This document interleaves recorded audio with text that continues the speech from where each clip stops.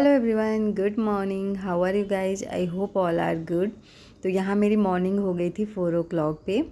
यहाँ मैं आप लोग को टाइम दिखा रही थी। मैंने ब्रश जस्ट किया था और करने के बाद मैं ना झाड़ू लगा रही थी रूम में, सारे रूम में, एंड पोछा। मैंने आपको जैसे कि पहले वीडियो में बताया कि मैं मॉर्निंग में ही करती हूँ जब सब लोग सोए रहते, अदरवाइज़ मैं नाइट में करती हूँ।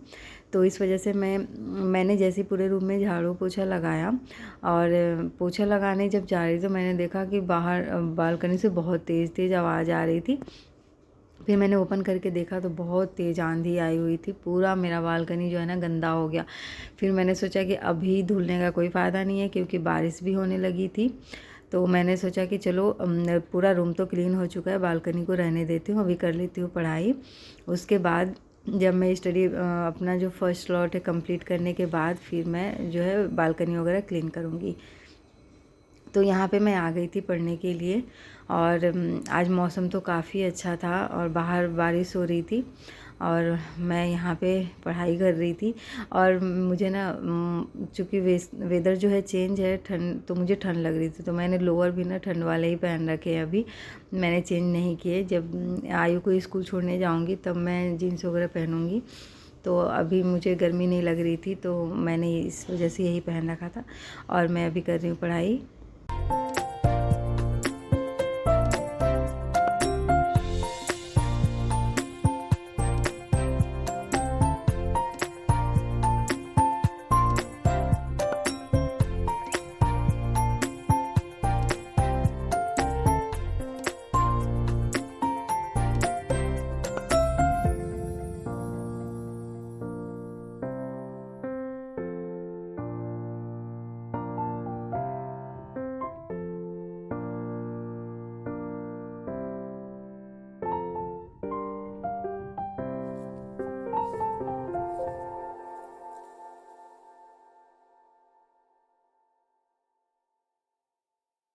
यहाँ पे मैंने फ़र्स्ट स्लॉट अपना कंप्लीट कर लिया है और बाहर आकर के देखी तो पूरा जो है ना पानी पानी जो है भर चुका था। और उसके बाद अब मैंने सोचा कि बालकनी की हालत देख कर के तो दिमाग ख़राब हो गया। मैं सोचा अब बहुत टाइम लगने वाला है। फिर मैंने पेशेंस रख कर के और उसे क्लीन किया क्योंकि क्या है कि अब अपने बेटे को भी भेजना है स्कूल और अगर मैं काफ़ी लेट करूँगी तो वो भी लेट हो जाएगा क्लीन करने में। तो मैंने लेट नहीं करते हुए फटाफट से जो है पानी लिया और सारे बालकनी में पानी डाला और अच्छी तरीके से वॉश किया क्योंकि बहुत ज़्यादा ही मिट्टी मिट्टी, और ये जो मिट्टी थे ना उसमें बिल्कुल लग रहा था कि बहुत तेज़ी से पकड़ रखा है उसे। तो थोड़ी देर पानी डाला मैंने और गीला सा हो गया, फिर उसके बाद जो है क्लीन हो गया। और क्लीन करने के बाद कुछ हालत ऐसी थी और पार्क में देखो पानी पानी ही हो गया।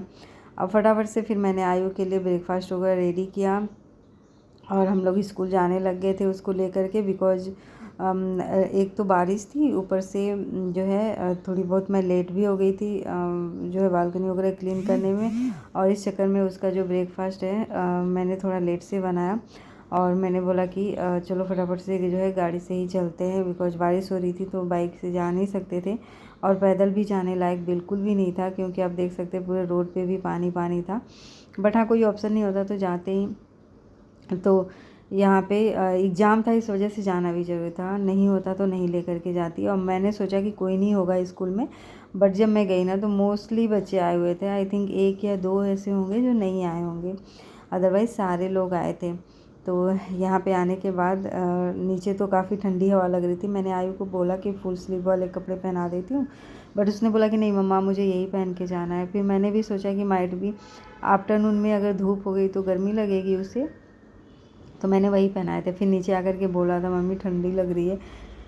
फिर वहाँ पे जा कर के और मैंने अम्ब्रेला भी लिया था, उसे स्कूल में जा कर के छोड़ कर के आए हम लोग। और फिर गाड़ी जो है थोड़ी गंदी सी हो गई थी तो मेरे हस्बैंड ने बोला कि मैं इसे वाइप कर लेता हूँ, तुम जा कर के तब तक टी बनाओ। तो मैंने यहाँ पे टी बनने के लिए रख दिया था, तब तक वो भी आ गए थे।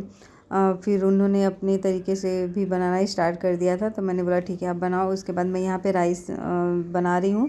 मैंने आज दाल और राइस ही बनाया है, बिकॉज क्या है ना कि लेट भी हो गई थी। जो इजी एंड क्विक रेसिपी है वही यही हो सकता है, राइस एंड पल्स बना लेती हूँ फटाफट से। और मैंने बनाने के बाद उसके बाद यहाँ पे जो है ना मेरे हस्बैंड फ्रूट्स भी कट कर रहे थे।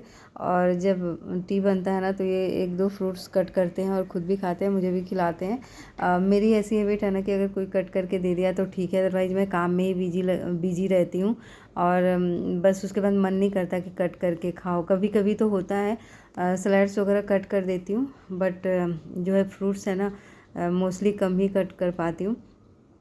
बेटे को तो मॉर्निंग में भी दे देती हूँ, और इसलिए जब हस्बैंड खाते हैं तो मैं भी उनके साथ ही खा लेती हूँ। और यहाँ पे मैं बनाऊँगी रायता। मुझे ना आजकल रायता बहुत अच्छा लग रहा है गर्मी के दिनों में, तो इस वजह से मैं 1-2 दिन बीच करके फिर लेकर के अल्टरनेटिव डे पे लेकर के आ जाती हूँ। जो छाछ वगैरह है या फिर दही, दही वाली ज़्यादा अच्छी लगती है छाछ से, क्योंकि छाछ वाला थोड़ा पानी पानी सा लगता है, बट दही वाली ना काफ़ी टेस्टी लगती है।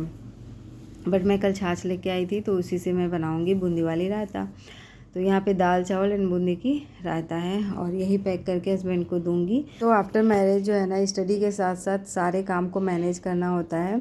तो मॉर्निंग में अगर पहले नहीं जगो तो बिल्कुल आपकी स्टडी नहीं हो पाएगी। Morning time is the best time for study. और आफ्टर मैरिज तो मुझे यही लगता है, जब शादी नहीं हुई है ना तो कभी भी आप आराम से पढ़ो। किसी ने कुछ कर दिया, आपको कोई काम करने की रिस्पॉन्सिबिलिटी नहीं होती है। मम्मी वगैरह रहती हैं तो लगता है चलो बोल दो मम्मा पढ़ रही हूँ तो कोई बात नहीं, वो कर देंगी। बट अभी तो सारे काम करने होते हैं, तो भाई जो नींद के साथ है ना वो कम्प्रोमाइज़ तो करना ही पड़ेगा। और यहाँ पे सारे काम करते करते ना जब मेरे मोस्टली काम फिनिश हो जाते हैं 11 o'clock तक, मेरा बॉडी बिल्कुल टायर्ड हो जाता है और ऐसा लगता है कि मैं थोड़ी देर के लिए नैप ले लूँ। बट मैं नहा लेती हूँ, एंड नहाने वाने के बाद जब टी पी लेती हूँ ना तब मुझे फिर फ्रेशनेस फील होता है। और फिर मैं अपने बेटे के साथ आफ्टरनून में 5-10 मिनट्स के लिए जो भी है जितना भी टाइम मिलता है मैं नैप ले लेती हूँ।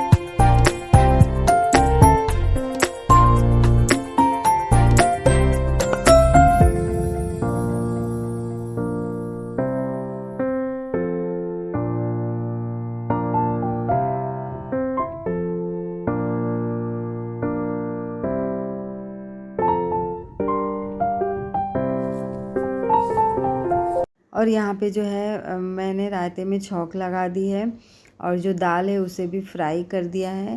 ओनली राइस एंड पल्स बनाती हूँ ना तो मैं क्या है पल्सेस को जो है फ्राई करके ही बनाती हूँ। अदरवाइज जो सिंपल सी होती है ना छौंक लगाने वाली, वो तो अच्छी नहीं लगती है हम लोगों को, क्योंकि यही हैबिट हो चुकी है। मिक्स दाल बनाते हैं और इसे फ्राई करके फिर खाते हैं। तो बस कभी कभी तो मैं कुकर में ही फ्राई करके और फिर बना देती हूँ जब मुझे बहुत ज़्यादा जल्दी होता है। बट दोनों का टेस्ट जो है ना डिफरेंट होता है। तो फ्रेंड्स, ये है मेरा early morning routine 4 AM to 9 AM का। इसी के साथ अब मैं अपने जो है इस ब्लॉग का एंड करती हूँ। मिलती हूँ एक नए ब्लॉग के साथ। And please like share and subscribe my channel.